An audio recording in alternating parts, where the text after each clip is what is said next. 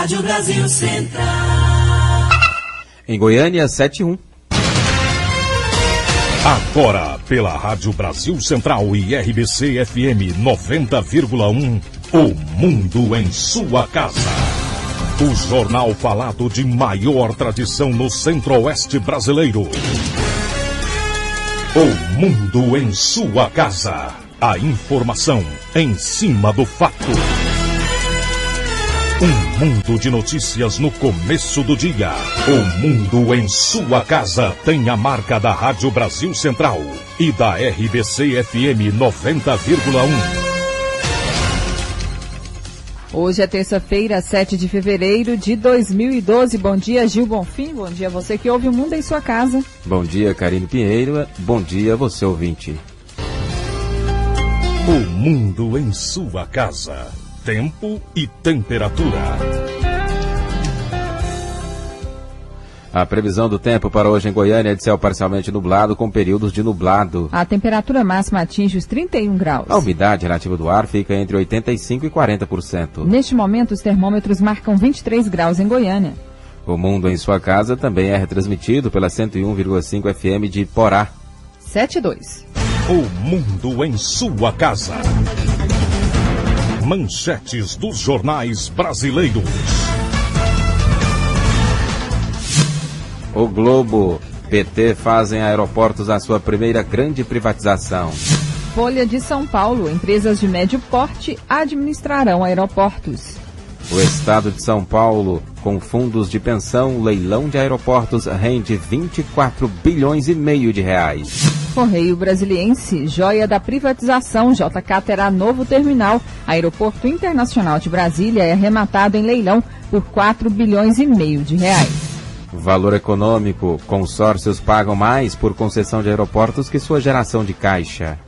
Estado de Minas, morte de procuradora põe mulheres em alerta. Jornal do Comércio, PT faz sua primeira grande privatização. 0 hora, Ágil estimula novos leilões de aeroportos. O Popular, formação de mão de obra industrial cresce 9%. Diário da Manhã, fracassa greve do Sintego. Professor rejeita comando do sindicato e não adere ao movimento. Agora são 7:03.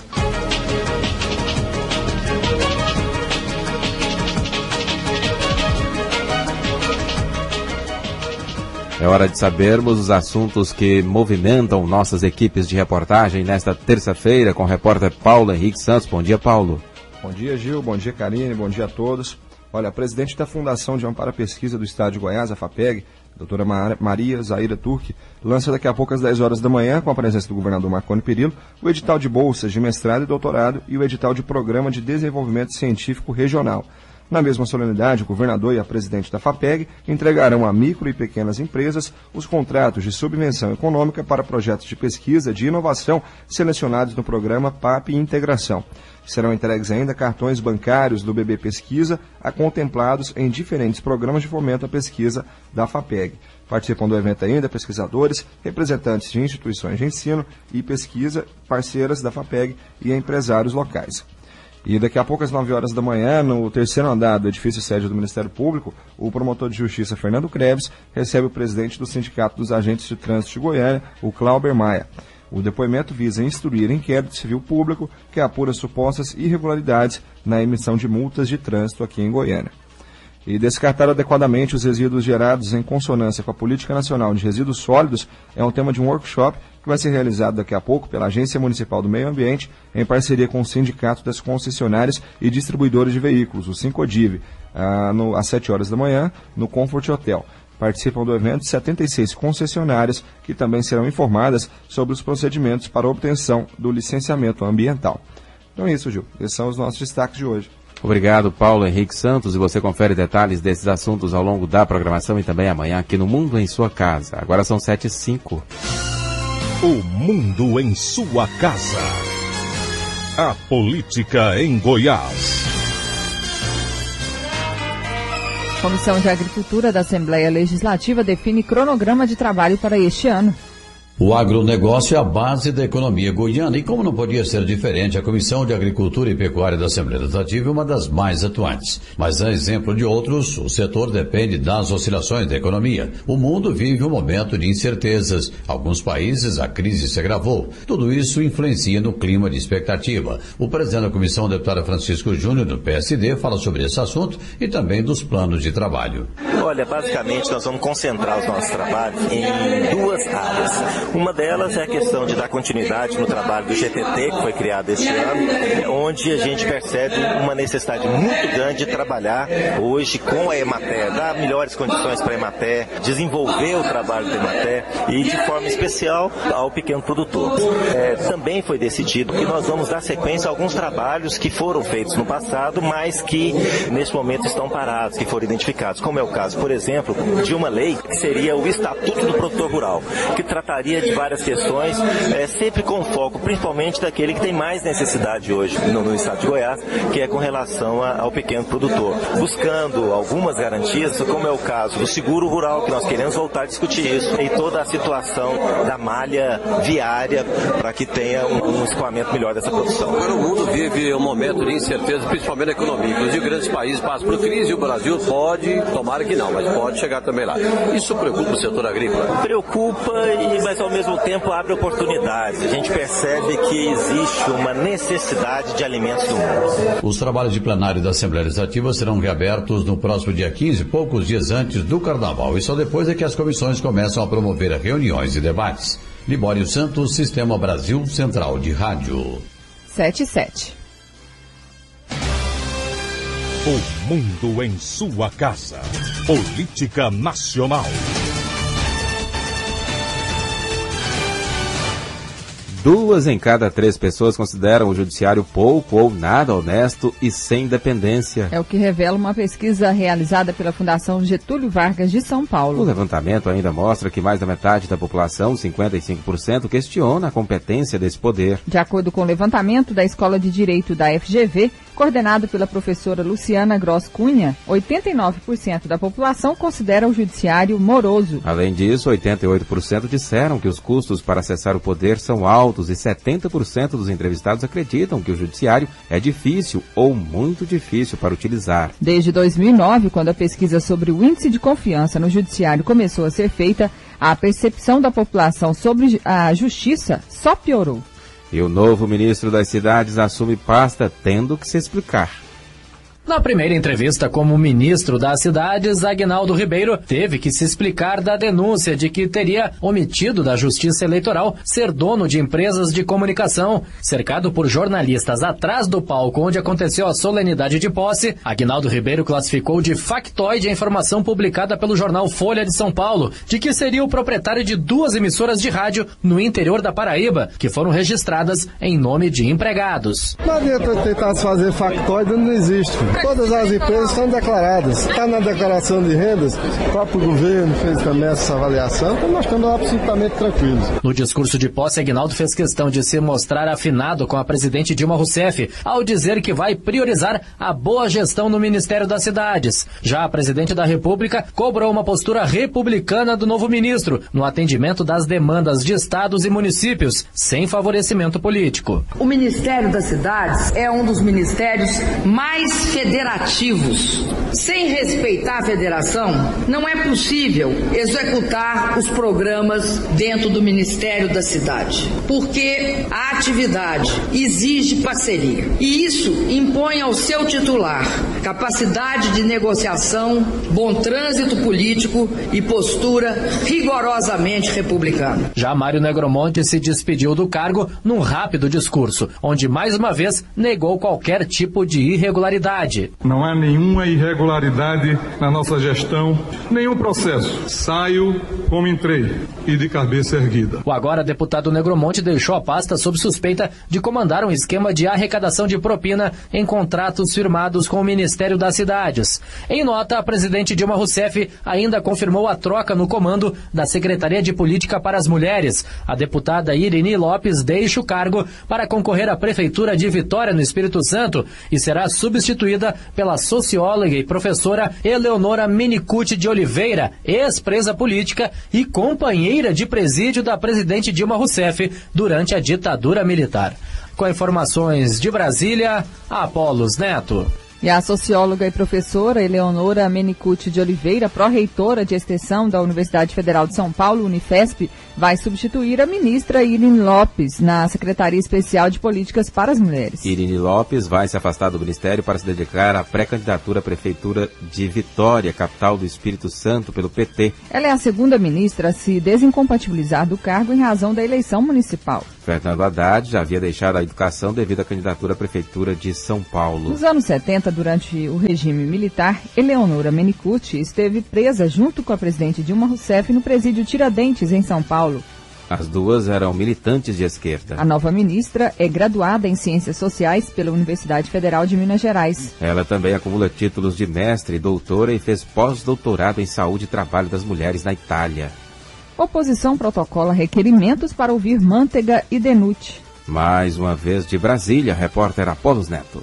O líder do PSDB no Senado, Álvaro Dias, protocolou nesta segunda-feira requerimentos para ouvir o ministro da Fazenda, Guido Mantega, e Luiz Felipe Denucci, que deixou a presidência da Casa da Moeda por suspeitas de corrupção. Nós achamos importante que o ministro venha e tenha oportunidade de esclarecer, porque as explicações apresentadas por ele foram comprometedoras, já que taxativamente afirmou que um partido político exigiu a demissão de alguém que ocupa um cargo técnico.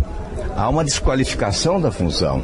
Um cargo que exige competência técnica é de indicação político-partidária, fazendo parte desse sistema de loteamento dos cargos públicos. Portanto, cabe ao ministro explicar ao Senado. O tucano disse que o tratamento diferenciado do Planalto aos ministros do PT, envolvidos em suspeitas de irregularidades, pode ajudar na aprovação dos requerimentos. Para isso, será preciso uma dissidência na própria base aliada para aprovar os convites para Mantega e Denucci. Tivemos problemas com Palocci, com Fernando Pimentel, e provavelmente teremos problemas agora. Mas nós temos o dever de apresentar o requerimento e esperar que a base aliada use essa oportunidade para agir com correção em relação à opinião pública brasileira. O ministro da Fazenda e o PTB não se entendem quanto à indicação de Denucci. O ministro diz que o partido é o padrinho político do ex-presidente da Casa da Moeda. O partido alega que fez um favor ao ministro ao chancelar o nome de Denucci para a Casa da Moeda e alertou que ele estaria envolvido em irregularidades. 7h13. Os 29 partidos políticos vão receber neste ano 286 milhões de reais do fundo partidário, de acordo com o Tribunal Superior Eleitoral. O valor representa um aumento de quase 8% em relação aos números do ano passado. O PT deve ganhar mais de 53 milhões de reais, o maior orçamento seguido do PMDB, com valores previstos acima de 41 milhões de reais. 7h14. O mundo em sua casa. O jornal falado de maior tradição no centro-oeste brasileiro.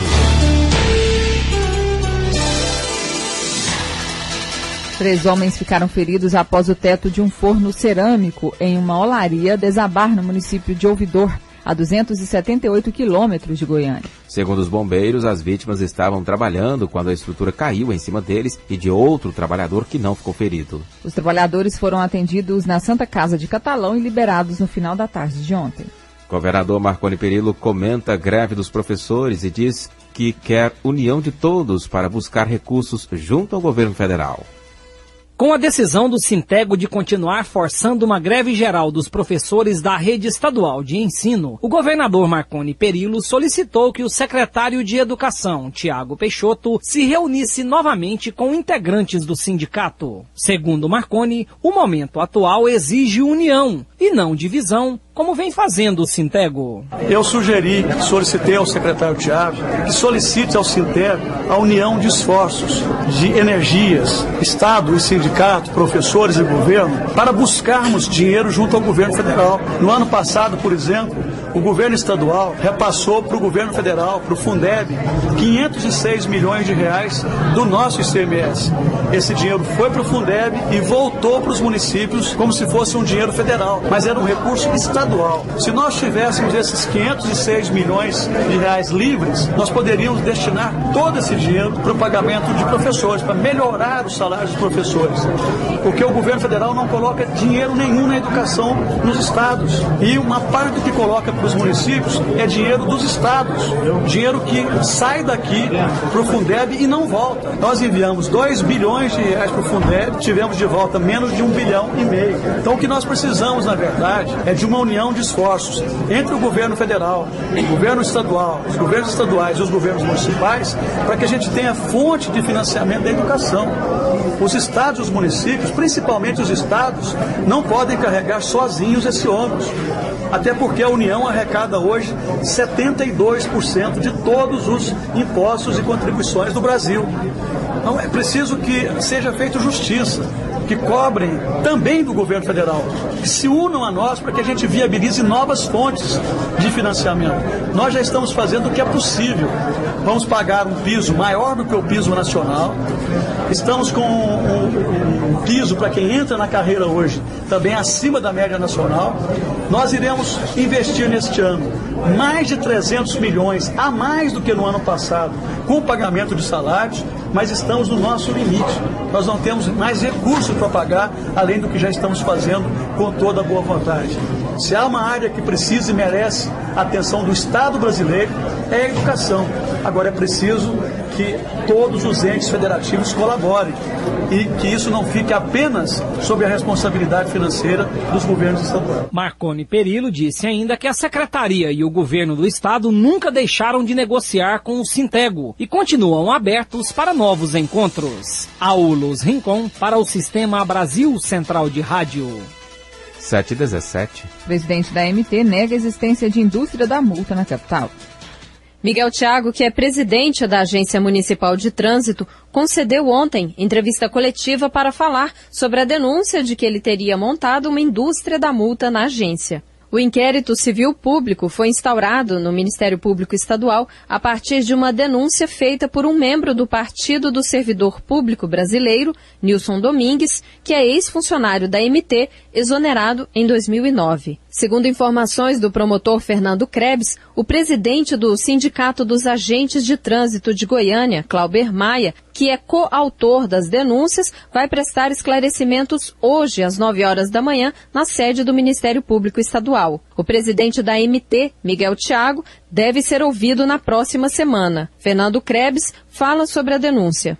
Nós recebemos uma representação do presidente de um partido político, o Partido dos Servidores Públicos do Brasil, tendo por base uma matéria jornalística publicada no jornal O Popular do dia 13 de dezembro do ano passado, onde o presidente do Sindicato dos Agentes Municipais de Trânsito colheu cerca de 150 assinaturas e apresentou ao prefeito municipal, Paulo Garcia, pedindo o afastamento do presidente da MT do seu cargo, sob a alegação de que o mesmo estaria pressionando os agentes de trânsito e condicionando as promoções internas da carreira à aplicação de multas, inclusive cobrando que essas multas fossem feitas até mesmo de pessoas que não teriam praticado infrações de trânsito. Miguel Thiago diz que está calmo em relação às denúncias e que vai provar sua inocência. Nós queremos, em primeiro lugar, dizendo que estamos certos da seriedade do nosso trabalho na Agência Municipal de Trânsito. E nesse momento nós enfrentamos essa situação dos agentes de trânsito, através aí do sindicato que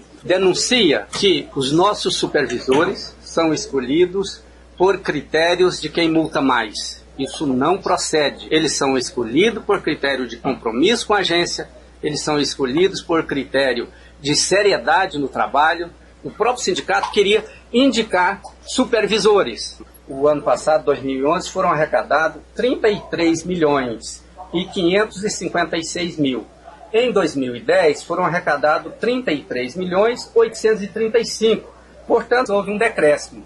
Portanto, não há que se falar em aumento de multa se não aumentou a arrecadação. O inquérito civil público foi instaurado a partir da matéria jornalística, mas o promotor já fez um levantamento de outras informações sobre a MT no Tribunal de Contas dos Municípios.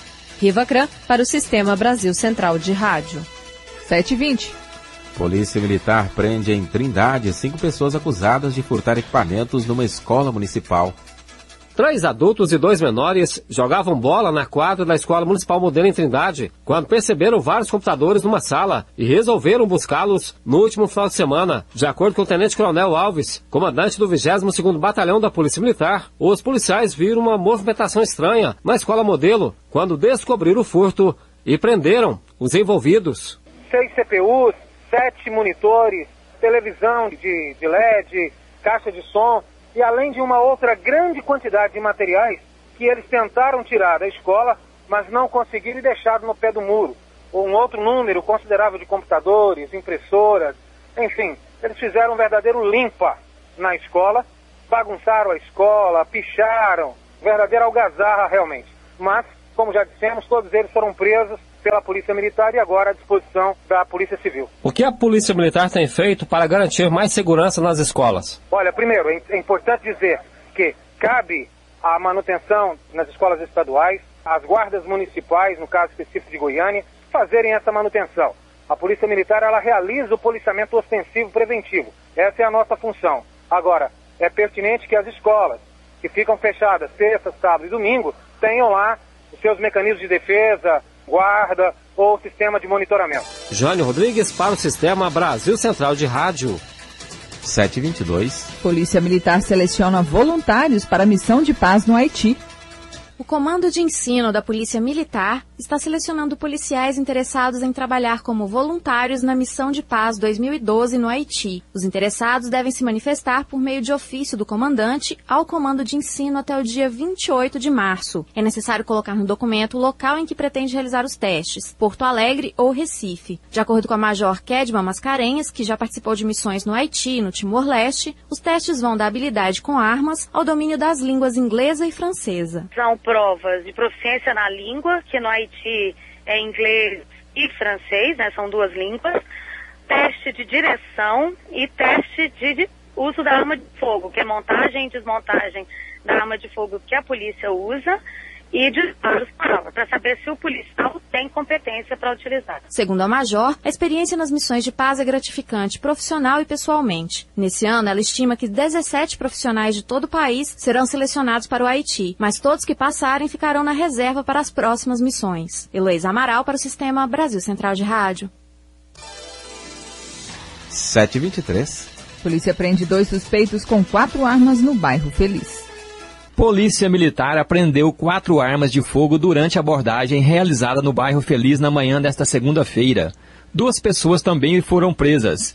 O delegado do 1º Distrito Policial de Goiânia, Isaías Pinheiro, dá mais detalhes da operação policial. Houve um disparo de arma de fogo em um posto de gasolina e a Polícia Militar foi chamada para atender a ocorrência. Lá se informou a respeito da descrição do carro e saiu a campo procurando esse carro. Encontrou o carro e localizou munições de revólver calibre 38 dentro do carro. Ao ser questionado a respeito de onde teria encontrado as armas, esse primeiro indivíduo identificou como sendo um segundo cidadão. E esse cidadão é um advogado do Tocantins. Foi localizada uma arma dentro do carro dele. Eles foram na casa desse advogado e lá encontraram mais armas lá dentro. 2 ou 3 armas lá dentro, munição, alguma coisa nesse sentido. Eles foram autuados em flagrante por porte ilegal de arma e eles estão presos à disposição do Poder Judiciário. Isaías Pinheiro fala ainda sobre quais punições os acusados estão sujeitos. Estão sujeitos apenas até 6 anos de detenção. De acordo com o delegado do 1º DP de Goiânia, os nomes dos suspeitos ainda não podem ser revelados. Wilton Vieira, para o Sistema Brasil Central de Rádio. 7h24. Participação agora de Libório Santos, bom dia. Muito bom dia. Nas últimas 24 horas, tivemos aí nas rodovias estaduais e federais goianas 22 acidentes, 10 feridos e 2 mortos. Os acidentes mais graves: colisão da J070, quilômetro 3, entre Goiânia e Inhumas. Uma Toyota Hilux, placa OGH 3400 de Goiânia. O condutor Faego Rubens Viana, que saiu ileso.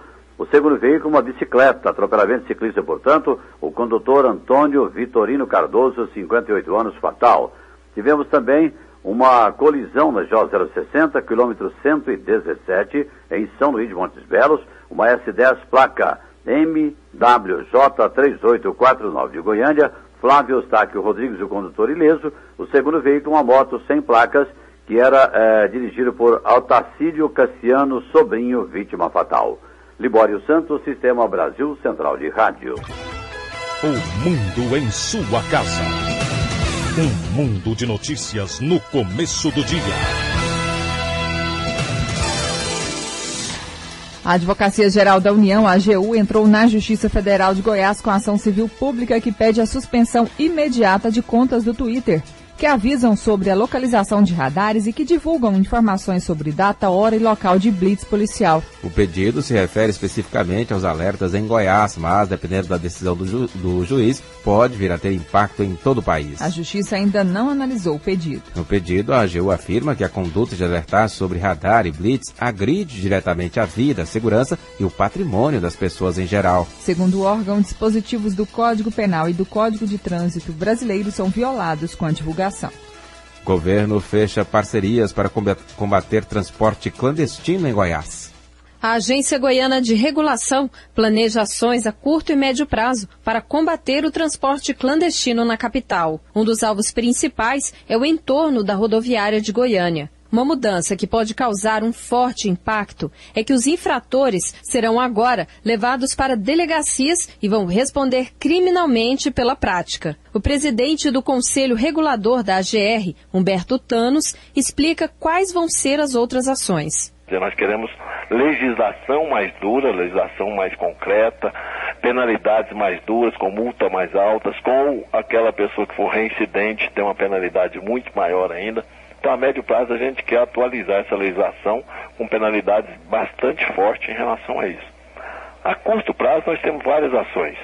3 equipes que nós vamos estar tendo agora durante todo o dia, acompanhadas de policial, militar, com a participação da NTT, que vai estar aqui também uma vez por semana, durante várias semanas, ou seja, não tem final, não tem previsão de término.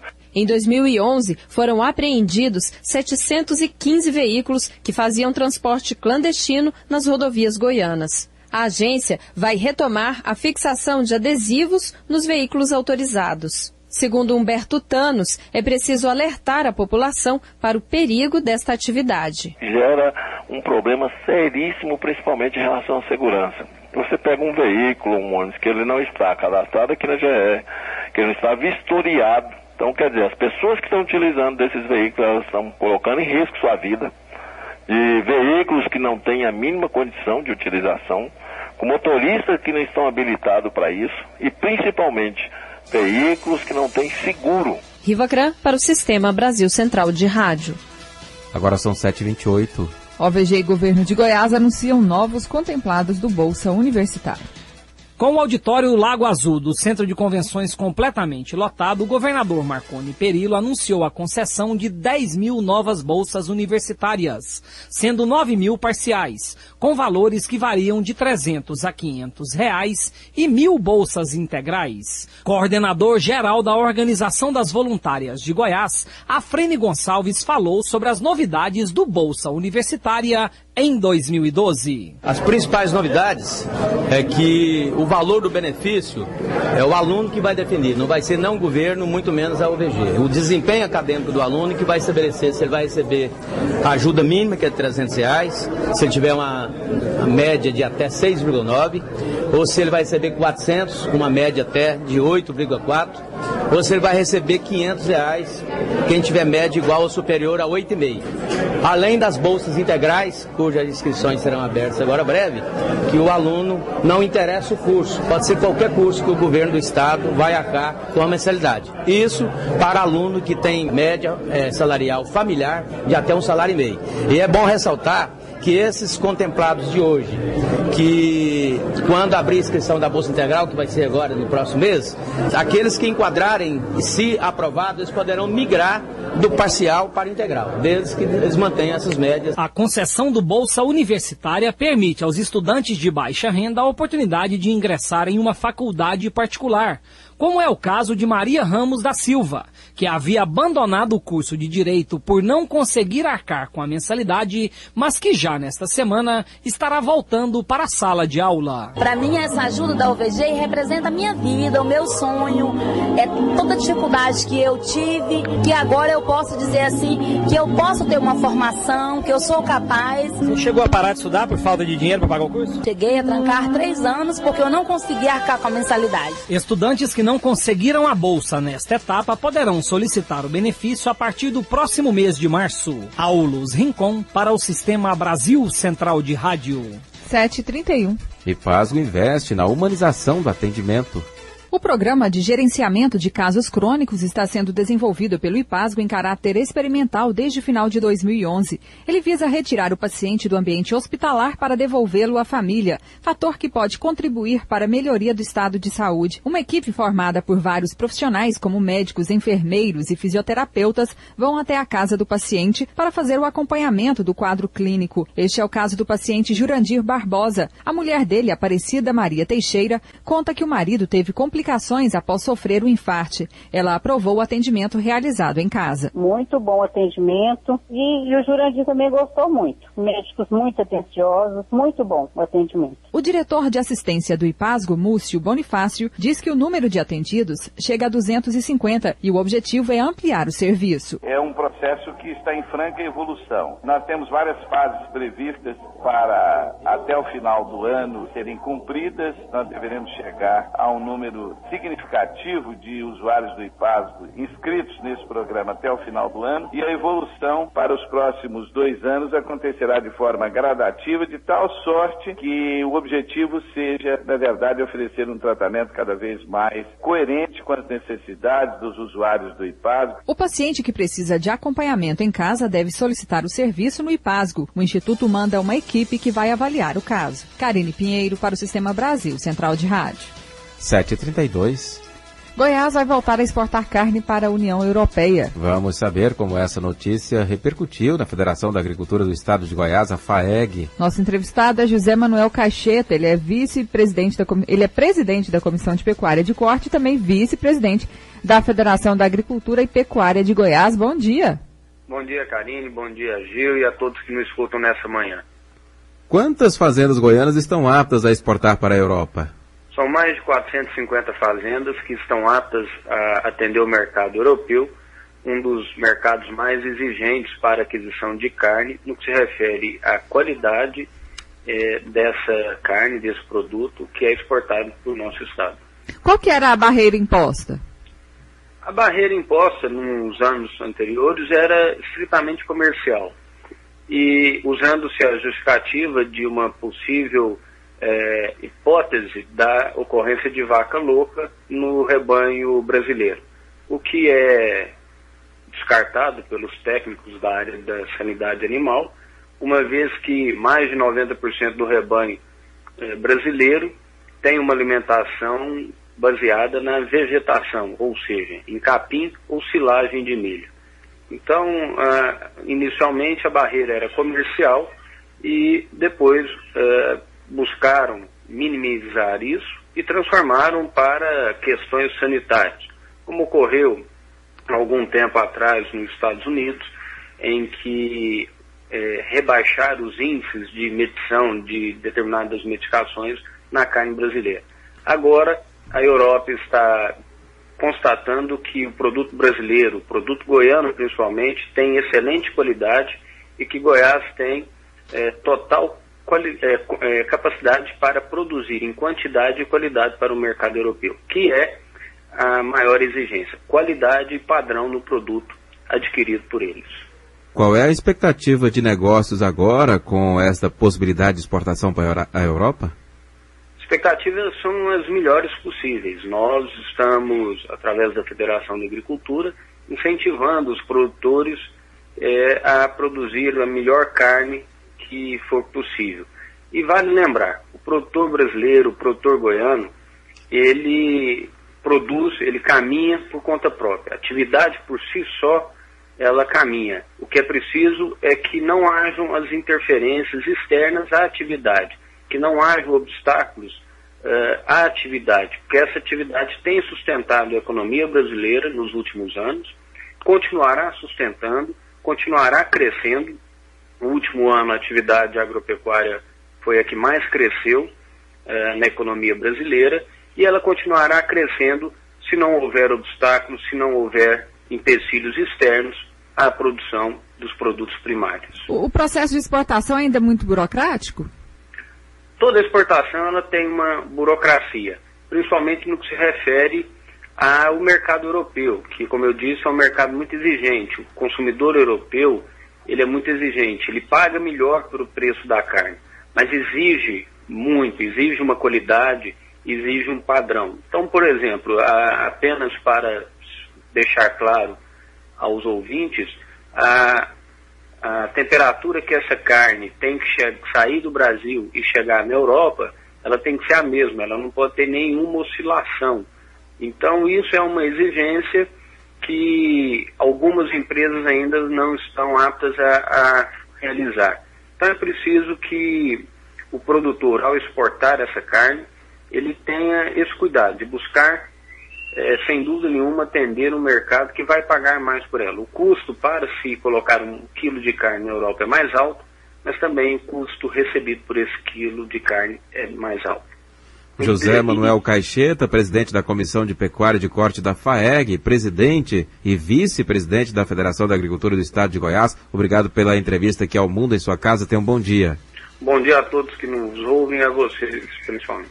Obrigada. José Manuel Caixeta, então, informando que Goiás volta a exportar carne para a União Europeia. 7h37. A seguir, você confere as notícias do esporte com José Calazans. O Mundo em Sua Casa. Se a sua empresa busca reconhecimento, anuncie em uma emissora de credibilidade. Rádio Brasil Central 1270, AM, ondas curtas e tropicais. A certeza de resultado. Qualidade com alcance em todo o território nacional. Ligue 3201-7686. Rádio Brasil Central. Comunicando com o mundo. O Mundo em Sua Casa tem a marca da Rádio Brasil Central e da RBC FM 90,1.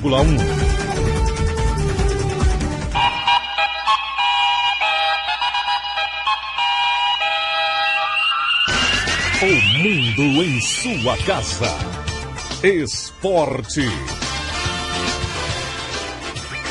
A Federação Goiana de Futebol divulgou a escala de arbitragem para os 5 jogos da 6ª rodada do Campeonato Goiano, rodada marcada para amanhã. Anapolina e Goianese apita Breno Souza, Aparecidense e Atlético Roberto Giovanni, Itumbiara e Vila Nova Wellington Branquinho, Rio Verde Morrinhos Kleber Vaz, Goiás e Craque Leandro Cardoso. Devido ao Carnaval, 2 partidas pela 8ª rodada do Campeonato Goiano, marcada para quarta-feira de cinzas, foram antecipadas. Anapolina e Craque no dia 15 e Goiás e Rio Verde será no dia 18. 7h38. Depois de mais uma derrota no Campeonato Goiano, Atlético agora se prepara para pegar a Aparecidense. Os jogadores do Atlético se reapresentaram ao técnico Hélio dos Anjos ontem à tarde, após a segunda derrota em 5 partidas neste Campeonato Goiano diante do Goiás no último domingo. As atenções voltadas para o jogo de amanhã, 8h30 da noite, diante da Aparecidense, em Aparecida de Goiânia. O Atlético que fará 3 partidas seguidas no estádio Serra Dourada após o confronto de amanhã contra o Vila Nova, Morrinhos e Itumbiara. E precisa pontuar para pelo menos encostar no Goiás, já que a diferença é de 6 pontos.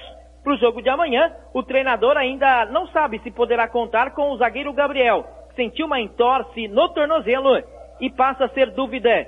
Paulo Henrique é o favorito para assumir a condição de titular na zaga do Atlético. Ontem o treinador teve uma conversa longa com o atacante Juninho, que passa a ser uma opção para o jogo de amanhã. Eric Maravilha, para o Sistema Brasil Central de Rádio. 7h39. 7 jogadores cumprirão suspensão na 6ª rodada do Campeonato Goiano, que acontece amanhã. A equipe mais prejudicada é a Aparecidense, que tem 3 atletas punidos. Goleiro Flávio Mendes e o meia Rafael Luz receberam o 3º cartão amarelo e não poderão jogar contra o Atlético. O atacante Tatu foi expulso e é o 3º jogador do Camaleão suspenso. A Anapolina não poderá escalar o meia Simão contra o Goianésia por ter levado o 3º cartão. O Craque não terá o volante Márcio César diante do Goiás, também por causa de cartões. O Itumbiara não poderá escalar o atacante Schwenk contra o Vila Nova e o Morrinhos fica sem o zagueiro Roger na partida contra o Rio Verde. 7h40, reunião assegura a permanência de dirigente de futebol no Vila Nova. A diretoria do Vila Nova voltou a se reunir na noite de ontem. Após a derrota do domingo, a diretoria do Vila se reuniu com a comissão técnica e o diretor de futebol Jair Rabelo para conversar sobre a derrota em casa. Ontem, mais uma reunião e ficou definido. Jair Rabelo, que tinha colocado o cargo à disposição se fosse de interesse da presidência do Vila, nesse caso, a presidência recuou. Jair Rabelo continua como diretor de futebol do Vila e neste assunto sobre futebol, de agora em diante, só o Jair Rabelo responde. Não tem mais história de presidente, conselheiro ou o próprio técnico Roberto Cavalo contratar jogador para o Tigrão. De agora em diante, tudo passa pelo Jair Rabelo. A reunião de ontem também serviu para nomear Lucrécia Barbosa, tia do presidente executivo do Vila, Eduardo Barbosa, como vice de finanças. Ela não é conselheira do Vila, mas o Estatuto Colorado permite que pelo menos 2 pessoas que não sejam conselheiros façam parte da diretoria vilanovense. O Vila treina pela manhã em Goiânia e após o almoço já viaja para Itumbiara, onde amanhã enfrenta o tricolor da fronteira. Paulo Massad para o Sistema Brasil Central de Rádio. Horas 41 minutos. Goiás vai tentar repetir o aproveitamento de 78 e 2004 no jogo de amanhã contra o Craque. Goiás, que depois da vitória no Clássico contra o Atlético e assumir a liderança isolada da competição, tem outra marca a ser superada. Em 68 anos de existência, o Goiás teve 3 inícios de campeonato goiano memoráveis como agora. Em 1967, quando venceu as 5 primeiras partidas. E em 1978 e 2004, quando venceu 6 primeiros jogos já no início da competição. O jogo contra o Craque, amanhã, às 22 horas no estádio Alê Pinheiro, pode entrar para a história do Goiás em caso de vitória. Goiás que segue com 100% de aproveitamento, 5 jogos, 5 vitórias, 15 pontos no campeonato. 6 a mais que o segundo colocado. É a única equipe invicta da competição, possui o melhor ataque do campeonato e também é dono da melhor defesa até agora. Goiás ainda terá pela frente, após o jogo de quarta-feira, o Goianésia, na cidade de Goianésia, depois recebe o Rio Verde, na Serrinha, em seguida vai a Anápolis enfrentar a equipe da Anapolina. Goiás que busca terminar o primeiro turno na primeira colocação para garantir vantagens na fase final do campeonato. Rondinelli Dantas para o Sistema Brasil Central de Rádio. O Fluminense começa hoje a partir das 10 da noite a busca ao seu maior objetivo deste ano, o título da Copa Libertadores da América. O adversário do tricolor é o Arsenal da Argentina, já pela fase de grupos da competição, e recorre à tradição em 2008, quando perdeu o título para a LDU do Equador. O Fluminense estava no mesmo grupo do Arsenal e venceu por 6-0. Mais 2 jogos serão disputados hoje pela Libertadores. Defensor do Uruguai e Vélez Sarsfield da Argentina jogam em Montevidéu. Em Guadalajara, no México, tem Chivas e Deportivo Quito do Equador. Às 7h43 do esporte é o que há. Obrigado, José Calazans. O mundo em sua casa. A informação em cima do fato. O governo federal publica normas para preenchimento da declaração do imposto de renda. O Diário Oficial da União publica normas para preenchimento da Declaração do Imposto de Renda Pessoa Física 2012.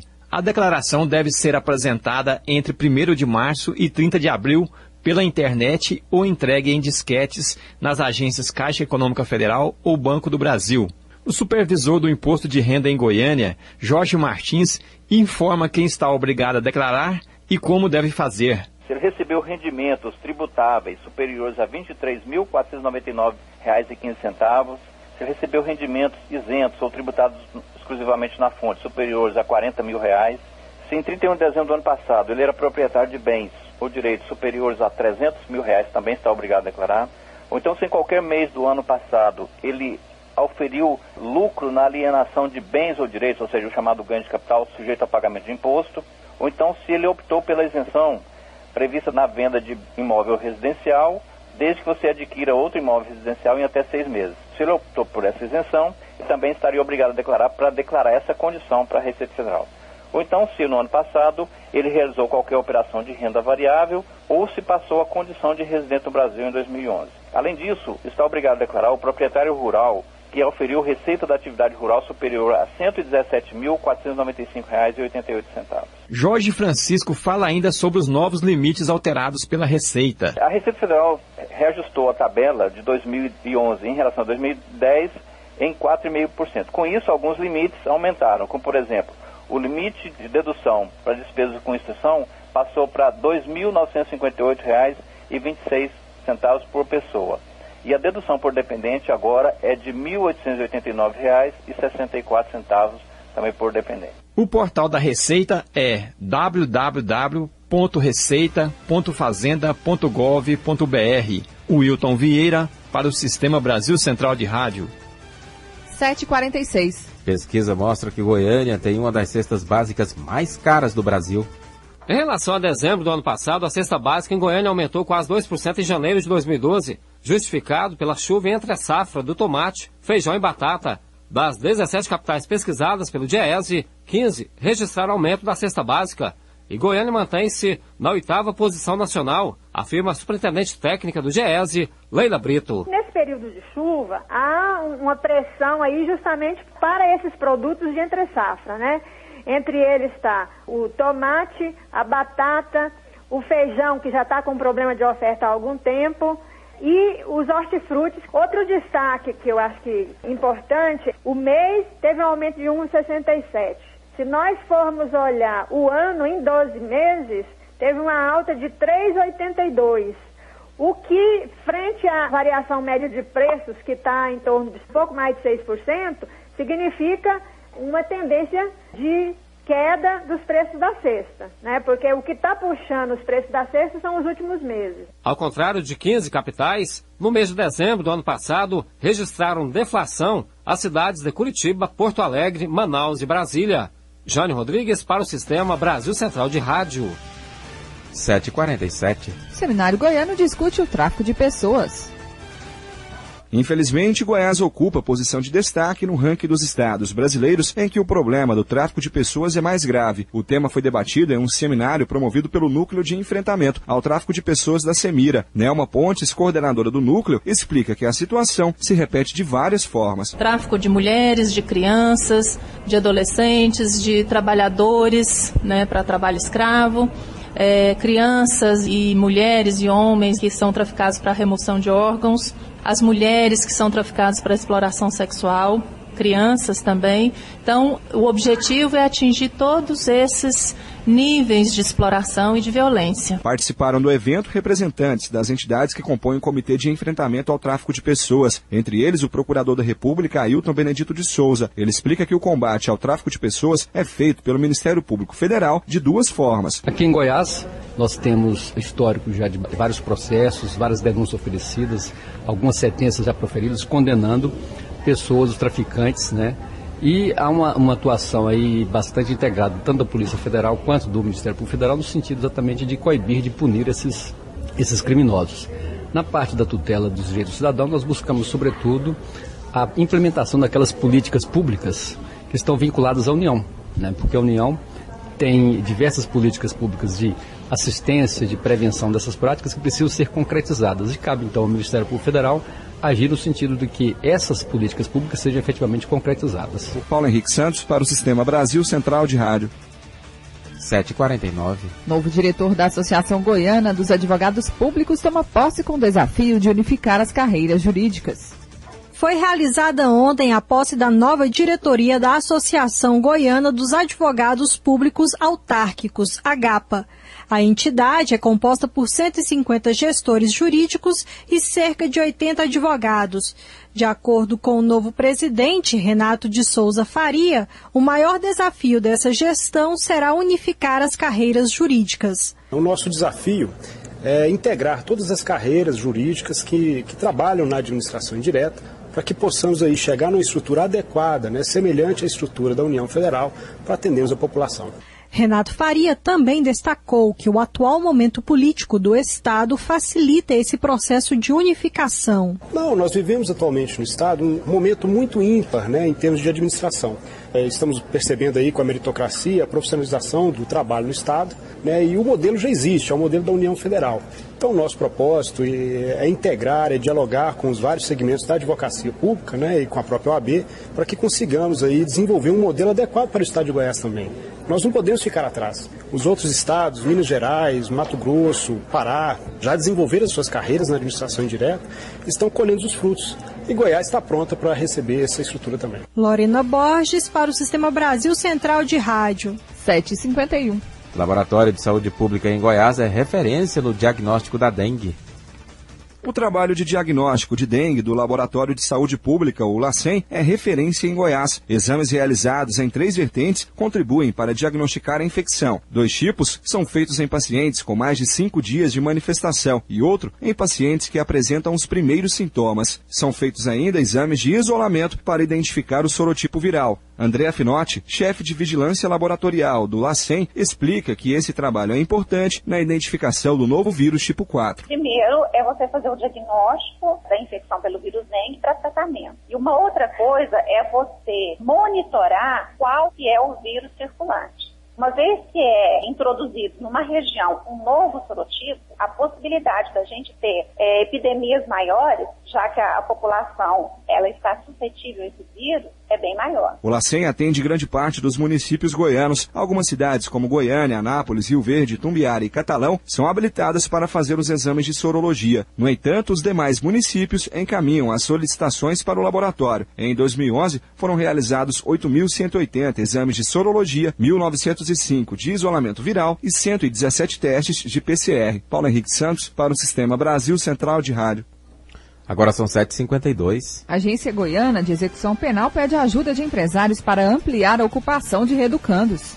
Dos 14 mil reeducandos do Sistema Prisional de Goiás, 25% ou 3.500 estão envolvidos diretamente em atividades profissionalizantes de 10 empresas, como na confecção de camisetas, na recuperação de orelhões, na fabricação de cadeira de rodas para OVG e artigos esportivos. A meta do presidente da Agência Goiana do Sistema de Execução Penal, Edmundo Dias, é de elevar para 70% a oferta de emprego. Daí o motivo da reunião desta segunda-feira com a presidente da Associação Comercial e Industrial de Goiás, Helenir Queiroz. É na área da construção civil, principalmente para o semiaberto, mas na área da indústria, confecção, montagem de equipamento e uma série de segmentos dos empreendedores podem ser realizados com aproveitamento da mão de obra carcerária. A presidente da CIEG, Helenir Queiroz, sabe da importância de um reeducando socializado, uma vez que a reincidência no crime atinge a 70% dos presos. O pessoal hoje que vai para o sistema prisional e ao sair cometendo crimes novamente, é ruim, porque isso afeta a segurança, tantas outras questões de segurança pública que afligem hoje a sociedade goiana e brasileira. Na próxima segunda-feira, o governador Marconi Perillo, a Agência de Execução Penal e o presidente nacional da Embrapa vão lançar a Fazenda Esperança, onde os reeducandos vão produzir alimentos para o próprio consumo. Jânio Rodrigues para o Sistema Brasil Central de Rádio. 7h54. Suspeito de roubar baterias de torres de celular é preso em Caldazinha. Polícia realizou ontem a prisão de um homem suspeito de roubar baterias de torres de telefonia na cidade de Caldazinha. De acordo com o delegado José Carlos Bezerra Silva, a identificação do suspeito só foi possível porque as baterias têm rastreador. Essas baterias elas desapareceram lá na cidade de Caldazinha. E hoje toda bateria da agora para frente, ela é monitorada, ela tem um chip nela e você localiza onde ela está. Quem furtar, agora vai ter problema. E quem comprar também, né? Porque eles colocaram um chip e aí faz a investigação através do site da Embratel, tá? O delegado também apontou que os roubos eram realizados por 2 pessoas, mas explicou que apenas um dos suspeitos será autuado em flagrante. Eu estou autuando um só aqui em flagrante, porque o outro se apresentou aqui, ficou sabendo e esteve aqui na delegacia. Eu vou só ouvir e ele vai embora. Agora o outro vai ficar preso. Lorena Borges para o Sistema Brasil Central de Rádio. 7h55. Banco do Povo e Sebrae realizam atendimento especial em fevereiro. Neste mês, vários serviços vão estar disponíveis para o empreendedor individual e para o trabalhador informal na sede da Goiás Fomento. São linhas de crédito para a população de baixa renda, feirantes, artesãos, pequenos prestadores de serviços e pessoas cadastradas no programa Renda Cidadã, que queiram empreender seu próprio negócio. O superintendente do Banco do Povo, Osmar Antônio de Moura, fala sobre os serviços. Nós estamos aqui atendendo aos empreendedores individuais, orientando eles sobre as suas responsabilidades fiscais. Vai ter um consultor do Sebrae específico para isso aqui. Aquelas pessoas que não são formalizadas, que queiram se transformar em empreendedores individuais, vai estar recebendo também aqui as informações. E aquelas pessoas que necessitam de um crédito. O empreendedor individual também pode fazer sua declaração do imposto de renda no local. O Banco do Povo tem disponível para as linhas de crédito cerca de 20 milhões de reais. Osmar Antônio explica o que é preciso para ter acesso aos recursos. Ela precisa morar no município, no mínimo 3 anos. Ela precisa ter habilidade naquilo que ela quer fazer, manter os filhos matriculados e trazer 2 orçamentos daquilo que ela quer montar. Certo que o Banco do Povo ele não repassa o dinheiro para a pessoa. Ele paga os equipamentos, a matéria-prima na loja para que a pessoa possa trabalhar. Marisete Amorim, que trabalha com confecção, aproveitou o primeiro dia de atendimento e foi à agência da Goiás Fomento para formalizar sua atividade. Ela também pensa em utilizar a linha de crédito do Banco do Povo. Para formalizar. É porque eu estou vendo que eu estou com a necessidade já de um crescimento maior, né, em relação ao meu comércio. E eu preciso de um apoio. E no Sebrae, além de eu formalizar, eu tenho esse apoio. A agência da Goiás Fomento fica na Avenida Goiás, esquina com a Rua 1, no centro. E o atendimento vai das 9 da manhã às 5 da tarde. Riva Cran para o Sistema Brasil Central de Rádio. 7h57. A Universidade Estadual de Goiás divulgou a terceira chamada do processo seletivo deste primeiro semestre. A lista com os classificados está disponível no site da UEG. A matrícula vai até quinta-feira na unidade universitária para a qual o convocado concorreu à vaga. A quarta e última chamada do primeiro vestibular deste ano tem previsão de publicação para o dia 15 de fevereiro. Devedores do IPVA serão inscritos na Serasa. A Secretaria da Fazenda está reestruturando sua coordenação de cobrança para ir atrás dos devedores do imposto sobre a propriedade de veículos automotores dos últimos anos. A partir do próximo mês, os contribuintes autuados por débitos do imposto e que não procurarem a Cefaz para quitar ou negociar o parcelamento da dívida serão inscritos na Serasa. São 51 mil processos de devedores do imposto autuados pela Cefaz, totalizando um débito de 63 milhões de reais. 7h58. O governo federal vai arrecadar 24 bilhões e meio de reais com o leilão de aeroportos realizado ontem. A iniciativa privada vai assumir aeroportos de Brasília, Guarulhos e Viracopos. O ágio total do leilão foi de 347%, considerado o valor mínimo de 5 bilhões 477 milhões de reais que o governo pedia pelos 3 aeroportos. O governo disse que as taxas para passageiros não vão subir. Policiais militares em greve na Bahia impediram ontem que homens do Exército fizessem um cordão de isolamento com tapumes na Assembleia Legislativa do Estado. 94 pessoas foram assassinadas desde o início da paralisação há uma semana, segundo a Secretaria de Segurança Pública da Bahia. Ontem, os Estados Unidos recomendaram aos cidadãos americanos que adiem viagens à Bahia. A nota foi publicada no site da Embaixada dos Estados Unidos no Brasil e informa que a paralisação afeta o turismo popular e o destino de negócios em Salvador. Uma operação da Polícia Civil de São Paulo prendeu ontem integrantes de um grupo suspeito de furtar bagagens de passageiros no aeroporto de Guarulhos, na Grande São Paulo. 4 funcionários de empresas aéreas, um ex-funcionário e outra pessoa foram detidos. De acordo com o delegado, a polícia já estava investigando a ação da quadrilha havia 6 meses. Diversas bagagens furtadas foram apreendidas. 7h59, Noticiário Internacional. O número de mortos pela onda de frio que atinge a Europa chegou a 364 ontem. De acordo com autoridades, novas ocorrências foram registradas na Ucrânia e nos países do leste europeu, que são os mais atingidos pelo frio polar. As temperaturas caíram a uma mínima de menos 36 graus em algumas regiões. Na Bulgária foi declarada emergência em grande parte das províncias no sul do país. Na Polônia, o governo informou que mais 9 pessoas morreram de hipotermia somente nas últimas 24 horas. Pontualmente, 8 horas em Goiânia. Termina aqui mais uma edição de O Mundo em Sua Casa, que teve a apresentação de Gil Bonfim e Karine Pinheiro. Redação e edição, Ada Mendes, Antônio Correia, Marcelo Cabral e Wendel Franco. Direção de estúdio, Luzani Gomes. Chefes de reportagens, Ione Chagas e Almir Costa. Operação de áudio, Thaís Oliveira. Central Técnica, Otair José e Frederico Pita. Gerência do Sistema de Rádio, Suede Barbosa. Direção de Tele Rádio Difusão, Abadia Lima. O Mundo em Sua Casa volta amanhã às 7 da manhã. Obrigado pela sua audiência e até lá. Bom dia, Karine. Bom dia, até amanhã. Este foi, pela Rádio Brasil Central e RBC FM 90,1, O Mundo em Sua Casa. O jornal falado de maior tradição no Centro-Oeste brasileiro. O Mundo em Sua Casa. A informação em cima do fato. Um mundo de notícias no começo do dia. O Mundo em Sua Casa voltará sempre com a marca da Rádio Brasil Central e da RBC FM 90,1.